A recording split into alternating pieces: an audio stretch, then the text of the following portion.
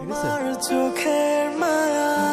বখাটে ছেলে বনি, তার সাথে সব সময় থাকে তার বন্ধু ব্যান্ডিজ। তারা দুজনেই ক্রিমিনাল। খুম-গুম যেন তাদের নিত্যদিনের সঙ্গী। কিন্তু বনির জীবনে ব্যাপক পরিবর্তন ঘটে তখন, যখন নীলা তার জীবনে আসে। নীলার ভালোবাসায় পূর্বের ভুল শুধরে নিজেকে মানুষ হিসেবে প্রতিষ্ঠিত করতে চায় বনি। আমি নীলাকে ভালোবাসি, আমি নীলাকে বিয়ে করব। বেশ ভালোভাবে যাচ্ছিল নীলা বনির সম্পর্ক, কিন্তু বিপত্তি বাধে তখন, যখন বনি নীলার বাবার সঙ্গে দেখা করে, কারণ নীলার বাবাও একজন ক্রিমিনাল। এভাবেই এগিয়েছে আবার দেখা হবে শিরোনামে নাটকের গল্প।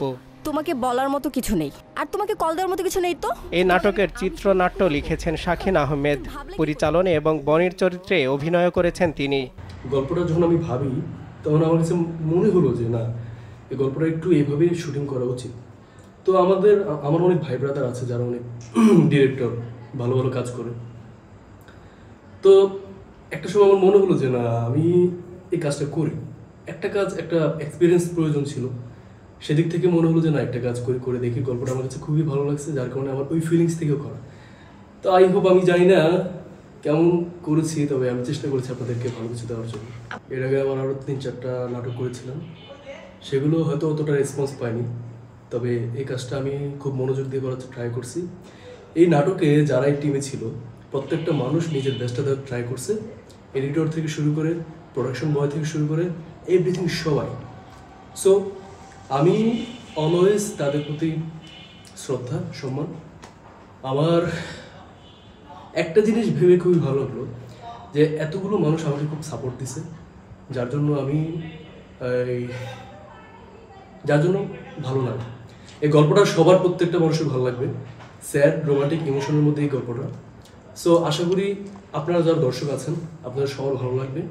আবার দেখা হবে শিরোনামে নীলার চরিত্রে অভিনয় করেছেন আখি আক্তার। যদিও এটি তার প্রথম কাজ, কিন্তু নাটকটি নিয়ে বেশ আশাবাদী তিনি। সেই সঙ্গে দর্শকদের সঙ্গে শুটিংয়ের অভিজ্ঞতা শেয়ার করেন অভিনেত্রী। আমার প্রথম কাজ শাকিন আহমেদের সাথে। ভালো লাগা বলতে ঢাকা থেকে নারায়ণগঞ্জ, ওখানে জার্নি, প্রথম কাজ, প্রথম টিম। আমার এক্সপেকটেশন খুব একটা ভালো ছিল না, কিন্তু যাওয়ার পরে ওভারঅল আমার কাছে খুব ভালো লেগেছে। আমরা অনেক কষ্ট করেছি। আমাকে ভোরবেলা বলবো না, গভীর রাতে 2টা-2:30টার সময় আমাকে ঘুম থেকে উঠিয়ে তারা আমাকে মেকআপে বসিয়েছে। অনেক কষ্ট করেছে। আপনারা সবাই প্লিজ কাজটা দেখবেন, আপনাদের খুব ভালো লাগবে। আমার আগামীতে চিন্তা ভাবনা, অ্যাক্টিং করতে চাই, ভালো কাজ করতে চাই, আপনাদেরকে ভালো ভালো কাজ গিফট দিতে চাই। আপনারা দেখবেন, সাপোর্ট করবেন, যেন আপনাদের মনে জায়গা করে নিতে পারি, এক কথায় অভিনয়তে। আর অবশ্যই সাপোর্ট করবেন আমাদেরকে, স্পেশালি আমার এই কাজটা অবশ্যই দেখবেন, আবার দেখা হবে। আমার খুব ভালো লাগার একটা কাজ, আশা করি আপনাদের খুব ভালো লাগবে। সবাই বাংলা নাটক দেখবেন, বাংলা নাটককে সাপোর্ট করবেন। আপনারা যত বেশি দেখবেন আমরা তত বেশি কাজ করতে পারব। জীবনের নানা উত্থান পতনকে ফ্রেমবন্দি করেই তৈরি হয় নাটক। এমনই এক ভালোবাসার বেদনাদায়ক গল্প নিয়েই তৈরি হয় নাটক আবার দেখা হবে। 13 ডিসেম্বর ইউটিউবে প্রকাশ পেয়েছে নাটকটি। বনি তোমার জন্য ওর জীবনটা হারাবে। কি?